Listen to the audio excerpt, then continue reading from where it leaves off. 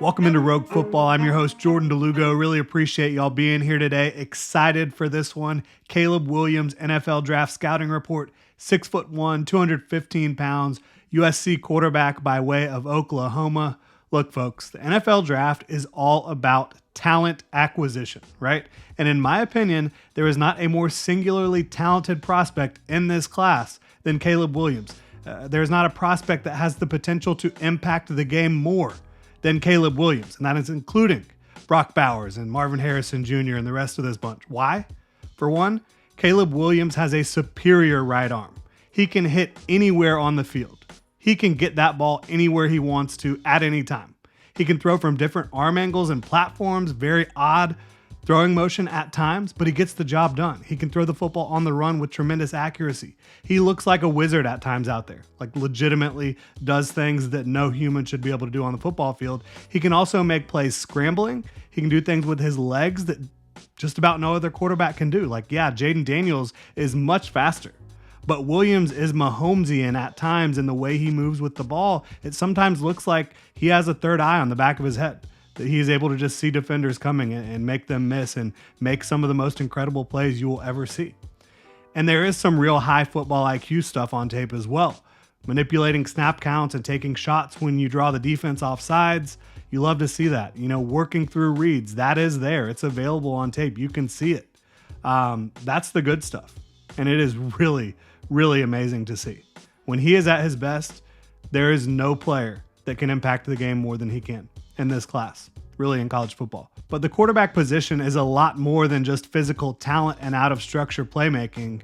There are plenty of examples, like I said, of him working through reads, getting the ball out quickly from within structure of the offense. But when defenses force him to consistently operate from within structure, I think that's where you sometimes see some issues. You also see some decision-making things that you want to clean up, trying to go for the huge play when maybe there's something else available that's a little bit easier, higher percentage plays, when you're loose with the football, running around with it at times. These are the things you want to clean up, right, for Caleb Williams. He's also been saddled with really a horrific defense for a lot of his time at USC, a coach that seemingly isn't trying to get him to grow super fast from within the pocket. And I get that. You don't really need him to at the college level because you're having so much success the way you're playing football right now. But in the NFL, there's going to need to be growth with consistency within structure. In a big way, in my opinion. You don't need to play hero ball every single play. And again, it's not every play that Caleb Williams is playing hero ball, but I think it happens at too high of a clip. I think you're seeing it at too high of a clip right now. In the NFL, it's going to have to be more within structure, more within the pocket. And I pray he lands with a creative offensive play caller who can maximize his talent, bring him along within the structure of the offense while not taking away his superpowers, because he absolutely does have superpowers.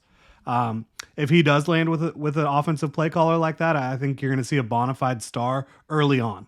I think if not, you could see some frustration. For me, if you're a franchise out there that does not have a franchise quarterback right now, I'd be willing to hitch my wagon to Caleb Williams at the top of the draft. He won't be quarterback for everyone, but I will tell you right now, for me, he is my quarterback one. And I'm a huge fan of Drake May, and we're going to talk about him as well. We're going to talk about all these quarterbacks. But for me, Caleb Williams has the highest ceiling of just about anyone in this class, the greatest potential to have a massive impact at the NFL level. His early success will be somewhat dependent on the talent and environment around him, as it is with every quarterback and every prospect. But man, if you get him some weapons and a smart play caller who can let Williams' natural ability shine and also coach him, again, within structure more, I think you could be looking at a top 5 quarterback in the NFL in short order. I really do. For me, he's my 4th-ranked prospect overall because I do see more growth required from him than I do a Marvin Harrison Jr. or a Brock Bowers or even an Olu Fashanu, the guys I have in front of him. But for me, in all honesty, quarterback and the rest of position groups should not even be on the same board, right? Like, you're not comparing quarterbacks to other prospects, in my opinion. I think quarterback should be singularly graded. You should have a board for quarterbacks. You should have a board for the rest of the position groups. I just don't think it makes sense to think of it as, is this quarterback as good as this wide receiver? No, I mean, quarterback, if you have a guy who has the opportunity to be a star the way Caleb Williams has the opportunity to be a star, I think you got to go get him if you need a quarterback. There is no limit to how good Caleb Williams can be at the next level with his physical ability, with his football IQ, with his instincts out there. He's got to want it, and he's got to land in a good spot for him.